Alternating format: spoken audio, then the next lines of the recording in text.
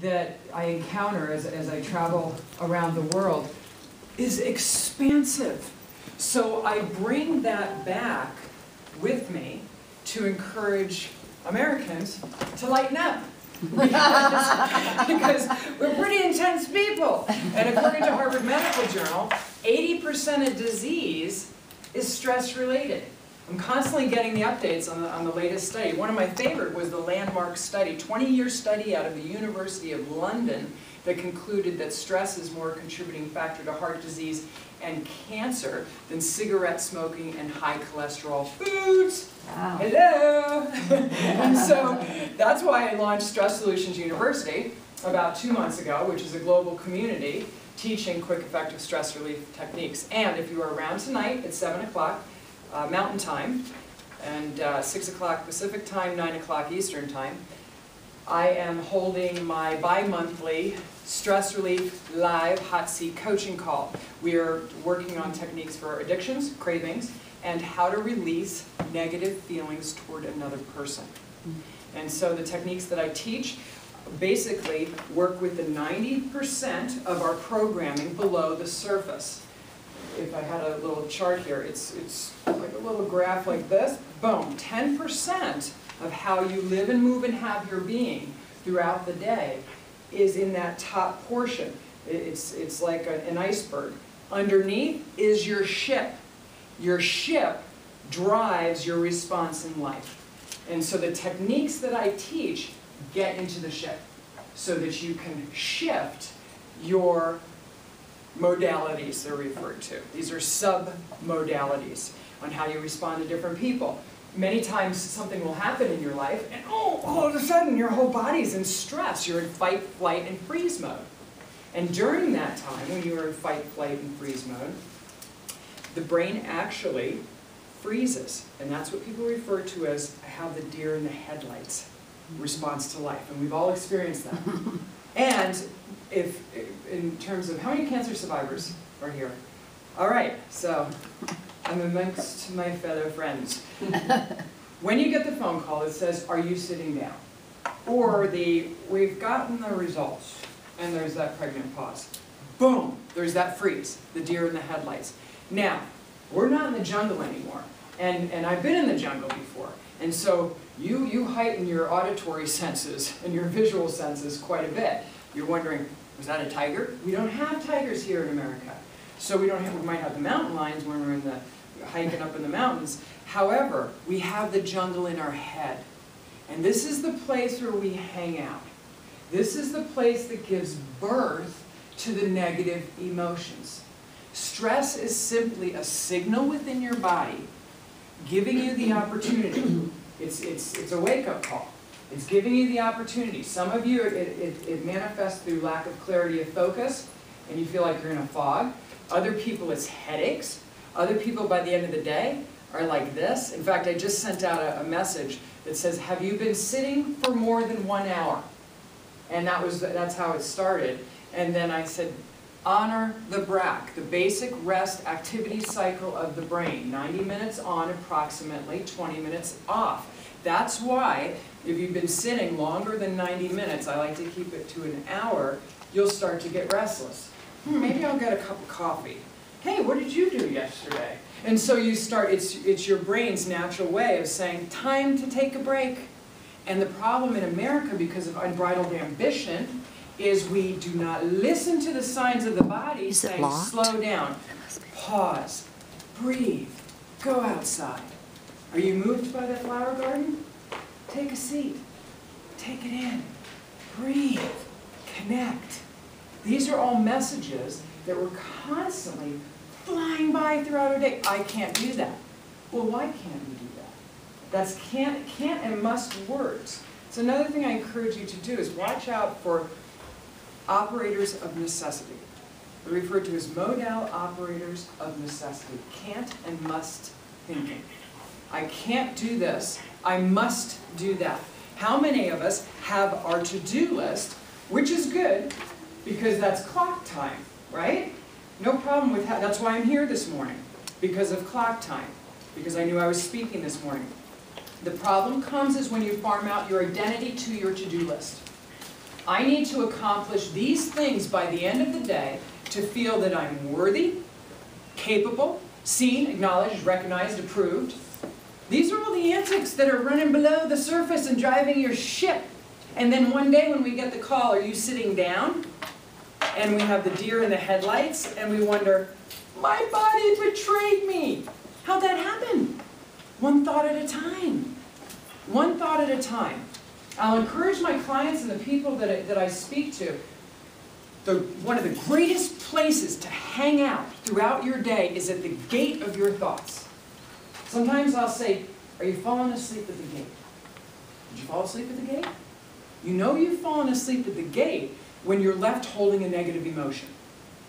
When you're left holding a negative emotion, I would encourage you to back it up, ask yourself when you started to feel it, and to guess what thought gave birth to that negative feeling.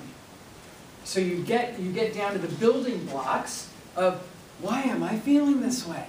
Slow it down, back it up, and ask yourself, when did this start kicking in? When did I start feeling depressed?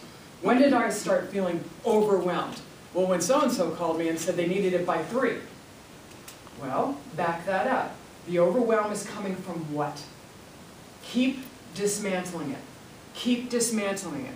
Because awareness pushes you back in that 10% of your ability to shift. Pushes you back in the place of the watcher and the observer of your reactive behavior to life. When you get into that empowering place, then you are able to say, that doesn't feel very good. And you're able to shift.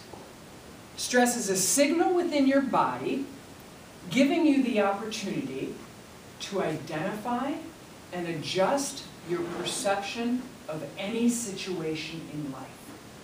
Identify and adjust your perception of any situation in life. You're not a victim here, even though I know there's days that feel like that. 2 questions to avoid in life and to release. And I encourage you to explore this. If you walk, I always mention that the mind is capable of retaining 3 pieces of information. So as I'm speaking this morning, I want you to be on the radar for your 3 pieces of information. For what resonates with you and you say, you know what, I'm taking that. I'm grabbing and going with that. I'm applying that to my life today. And I am determined to be present to seeing a shift in this area. 2 things. And this is the difference between what's referred to as clock time and psychological time. Clock time is why I'm here. Clock time, you all have your clock time. If I were to sit down one-on-one, I am sure I could find at least 1 or 2 things on your to-do list today that are in clock time. 3 o'clock this, 2 o'clock this. This is clock time. You will have an unlimited amount of resources as you face each of those situations on your clock time when you allow yourself to write it on clock time and release it and be present to the life in front of your face. The distraction, the fight, flight, and freeze mode in your neurology kicks in when you start getting lost in psychological time. Psychological time spends a lot of time in this question. Why did this happen? Why did they say that? Why did that person get that promotion and I didn't? Why did I get let go? And 50 other people of my co-workers didn't. This is the whyology. I have 2 pages in 99 Things You Wish You Knew Before Stressing Out, simply on whyology. How many people have ever asked why? Why did this happen? Why did they say that? Probably on a daily basis, maybe once. Why didn't that happen, or why did this happen? I'm inviting you to wake up at the gate of your thoughts. Anytime you ask why, or a Model operator of necessity, I have to do this. If you were my client, I would push you up against the wall and I would say, really? What would happen if you didn't? Because what it comes down to, the 3 fuels of stress: fear, self-doubt, and worry. Fear, self-doubt, and worry. Now, the category of self-doubt comes from the drug of approval.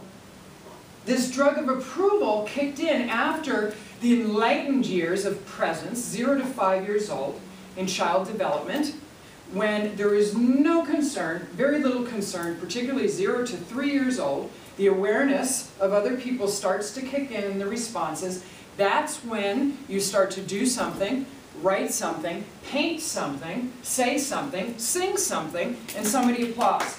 And then you get applause. And then you make the neurological link, an anchor, that feels good, and you say, I like that. That feels good. So I'm going to do more of that little dance.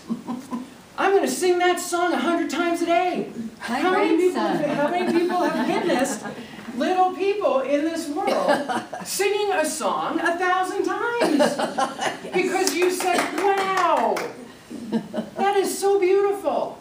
So in child psychology, they encourage you to, rather than compliment the actual product that a child will do, to guide the child back to themselves. Wow, how did you come up with that? Where did you get the creativity to put those colors together? Rather than, that's an awesome picture. As soon as you say that and you compliment the work, you are grounding the drug of approval. And here we sit. We are all mastered on some level. And we live and move and are motivated, and we shrink back and we step into, and then we shrink back and then we step into because of the drug of approval. What will people think if I don't do this? What will people think if I do this, but it's not good enough? So what I will do with my clients is I will dismantle their interior, list below the surface, the 90% that's driving their ship, with these two questions. I will love myself completely. When? When what? You all have your list in the quiet of your room. If I encourage you to go do this, you will come up with topic after topic, because it started with the drug of approval. I will love myself when this, if this, when I accomplish this. Now, this is a little shift, and your body will, your mind will tune into the matrix of your self-image that you have been feeding so eloquently through your whole life. It has become the matrix from which you pull when you are accepted or rejected. I will accept myself when? When what? Why not now? And I'm sure, as I'm sharing from my own experience of letting go of some attachments, which all are woven into the antics that go along with I will accept myself when, I will love myself when. I was raised in Long Island, New York, and my family will say, we can't tell that you're from New York unless you're angry. And so I will be downstairs sometimes, and when the dog has an accident, I'm an early riser. My family will come down, my Colorado family, and they'll say, Mom, you were totally a New Yorker this morning. Bad dog, bad dog. so it's the emotions that get behind it. I slow things down a bit. I go back for 3 weeks every year to New York, and then I speed it up as soon as I get off at LaGuardia Airport. And then when I come back to Colorado, I just slow it down a little bit. That's called pacing and leading in neurolinguistic programming. So be very aware of those modal operators of necessity. I must do this, I can't do that. They will keep you stuck. They will shut the brain's ability down to tune into all available options. All available options. You know this to be true. You've all felt that feeling of the panic. As soon as you throw out that label, I need to do this by 3 o'clock today, psychological time. What if you knew this? I'm okay with or without accomplishing this by 3 o'clock, and I'm going to go for it anyway. What would shift in terms of the energy that's fueling your actions? I'm okay with or without this. And then the programming underneath, your programming, will often revolt like a serpent. No, you're not okay. You're not okay. No, no, no, no, no. You need to accomplish this. And if you don't accomplish this, boom, boom, boom, boom, boom, boom, and you have your list. This is all happening under the 90% of what drives your ship. Your strategies that you choose, your habits, your interests, and your physiological response. Ship. It's driving it. Know this. I do conference calls all the time. I was listening to someone cook dinner the other day when we were doing it. It's interesting. When you are hungry, when you are angry, when you feel lonely, and under lonely, meaning disconnected in some way, or when you feel tired, HALT. H-A-L-T. Hungry, angry, lonely, tired. I encourage you to give yourself some space. Hungry, angry, lonely, and tired. And the lonely part has to do with any kind of feelings of disconnect. I don't like their tone of voice they use with me.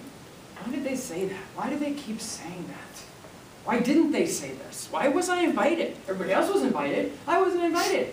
That's lonely. That's disconnect. That will affect your willpower. And the HALT and the willpower, how you analyze information, and how you reason, the war that's going on in the W-A-R, the war that's going on in your head. This is all above this is the 10%. The ship are your strategies, your habits, your impulses, and your physiological response to all of those things. So this is just a quick little map of your mind, of what's going on throughout the day. Remaining clock time. Release the questions, the two questions that will shoot you into psychological time instantly. Why is this happening? And I need to know how this is going to turn out. The need to know how things are going to turn out. How many people have ever been concerned about that? Oh, being a type A personality, now I've dropped down to a B a little bit after the cancer, but I still shoot up to an A quite a bit. I need to know how, again, need is a Model operator of necessity. I need to know how this is going to turn out before I commit my time and my efforts to this. Be very careful for a sense of entitlement, because that'll keep you stuck as well. I deserve to know how this is going to turn out before I put my efforts in. You can choose to respond to life that way, and it will keep you stuck. Because instantly you've limited your options. Rather than coming from the perspective, and I love that quote by the unknown author that says, "What would you dare to do if you knew you couldn't fail? What would you dare to do if you knew you'd already made it? If you knew you were enough?" And then you take that spaciousness and go forth. And then you go forth, and then you're back in the playground at kindergarten. Hey, check out that anthill. Isn't that cool? Yeah. You want to come watch it for 45 minutes? Sure. If they say, no, I don't want to come watch it, no residue, no hard feelings. How about you? That doesn't even kick in. I've seen it with some kindergartners. So-and-so said this and it hurt my feelings. Under 3 years old, rarely. They are so acutely present. Why do you think it's very difficult for you to remember what happens 5 and under? How many of you can remember specific memories, more than 10 memories, when you were 5 and under? Not many. Not many. The reason why is because you've dropped in your frequency. In quantum physics, we give off a frequency. We use it in science. We use it in the medical world, EEGs, EKGs. What are they doing? They are watching the frequencies. Is there a disruption?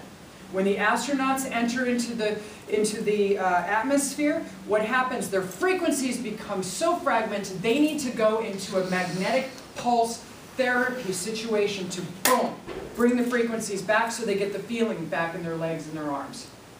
Because it goes numb. Frequencies. You know this to be true. Let me raise your awareness to this. The frequencies of the human being go out 10 feet and beyond from the heart. They flow out from the heart. Very interesting. The mind, when they studied the mind, 2 inches, psychological time. So often I'll say during the day, Lauren, get out of the 2 inches. The 2 inches is very limiting. The 2 inches exists in the future and the past. The 2 inches is what distracts you from life here now. Now, what causes you to wake up and be here now? The things that cause you to wake up instantly, near-death experiences. Boom, car comes by. Boom, your heart starts going. Whatever you were worrying about is no longer on the radar.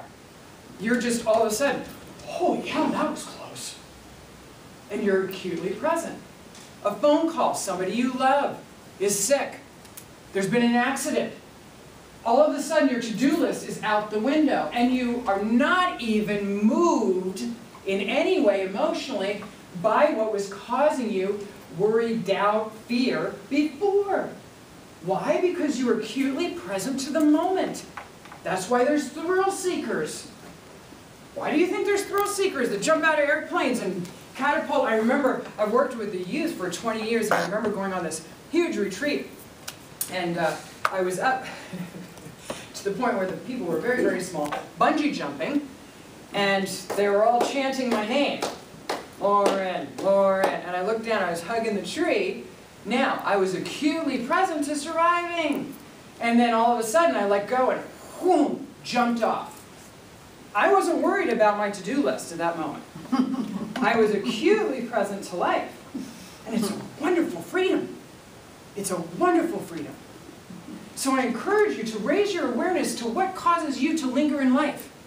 Even today, I invite you, as you walk out this day, when something causes you to pause, whether it's the laughter of a child, whether it's seeing an old couple holding hands, whether it's the moon, the sunrise, the sunset, those are things you don't need to own, control, and possess. And the more that you can hang out in moments where you don't feel the compulsion to own, control, and possess, it is an instant opportunity to return to inner peace. And yet we fly by those opportunities, as I was mentioning. In Honduras, Costa Rica, when I was there in February and January, they are present, and there is so much laughter. I was overwhelmed at the laughter and surrounded by nothing materially. And yet the most profound peace. This is a mystery for the Western culture. We become so rigid, as I mentioned. We become so rigid. And that causes us to lose our hair. We become so rigid. And I remember this one particular time when it was actually right after I lost my hair. And my son caught me weeping in my room. And as I mentioned, I was raised in Long Island, so big hair was the thing. I was born with a full head of hair, and I've always had hair. And it's grown back, thanks be to God. I don't have the attachment to it. Let me give you the definition, a fun definition of an attachment, and see if you can resonate with this at all in your life. An attachment is an emotional state of clinging. It's an emotional state of clinging due to the belief that without something, without some person, without some outcome, situation, circumstance, I can't be happy or have a sense of inner confidence and peace. That is the pinnacle and portal that we pass through many times during the day that increases the stress hormones, along with the blood pressure, along with inflammation, that creates an unhealthy earth suit. And then what happens? Those random cancer cells start to have their way. With my clients, and I've, over the last 12 years, had many opportunities to work with people going through cancer. And there is always an emotional situation tied to the manifestation of the physical expression and where it shows up. It's very fascinating to me. Wake up at the gate. For this is the place, it's a very sacred ground where you form your thoughts. And by your thoughts, you form your choices. And by your choices, you form your life. And what's happened is we've fallen asleep And so we're left, as I mentioned, with the negative emotion. I'll never forget when my son walked in, and I was on my knees weeping, and he came up and he started touching my little head, and I jumped because he snuck in. My mom had been, my divorce came 1 week prior to my final, my cancer came 1 week prior to my final divorce court date. So I had been in the business of stress relief, and so I was given the opportunity to practice going through 2 of the top stressors at the same time, simultaneously. And so it was wonderful for me, because I had been studying for 20 years, and so I had the opportunity to say, okay, in physical pain, this works, that works, this doesn't, that does, emotional pain, this, spiritual, and so be able to pull different tools and techniques that are powerful tools, personally, that I can say, try this, try that in that situation. So it was part of my training, truly. So my son comes in, I'm weeping, he touches my head, and he said something very, very profound that I will never forget. He said, "Mom," and he was just 10 years old, little guy, and he's so full of compassion. I love my son. He's 16 now. He said, "Don't cry, Mom, your soul still has hair. Your soul still has hair." This is divine wisdom. This is the divine download. This is the single frequency we lived in kindergarten. Single frequency. I know myself to be enough. God is with me. All things are possible for me. End of story. Here we go. Another day of life. We become fragmented, and then we start to farm out our identity to the people around us, the drug of approval. Can you please tell me that I'm okay? Can you tell me that I'm enough? With or without hair, with or without breasts? And am I enough? Because I don't know. Because a long time ago, I farmed out my identity. And so now I'm rising and falling, depending on how the world judges me on a daily basis. Poof, it's like the pufferfish. Of course disease, as Harvard Medical Journal says, 80% of disease is stress-related. Of course. A recent study that just came out of California, Irvine, California, was on the email. I don't know if any of you guys have seen that. But the study shows the increased blood pressure, lack of focus, and increased stress hormones in those people that frequently check their email throughout the day. I wonder what people are thinking about me. I wonder what people are saying about me. Is there something I need to do in order to feel better about myself today or accomplish so that people can say, "Good job, you did that for me"? How many of your actions and the time that you spend throughout your day are fueled by concern of what will people think? Psychological time. It is amazing to me, as I've practiced what I teach in my life, the spaciousness that comes from releasing the concern around what will people think. How much space and creativity and energy and focus is available when you make the choice to release your concern about what will people think if I walk out bald. Now, I had the opportunity to explore dating, being bald and breastless, a year afterwards, which I didn't want to do. And I had some very supportive friends that said, "Come on, Lauren, we're going out." So I remember going out one particular time, and I had a sweet looking wig on that night, and I happened to be coming back from an event, and I had I think like a half a breast going on, but some sweet falsies. So I went out, and I met a bunch of guys, and I met this one particular guy that was very shy. And as you can imagine, I'm a little bit of an extrovert.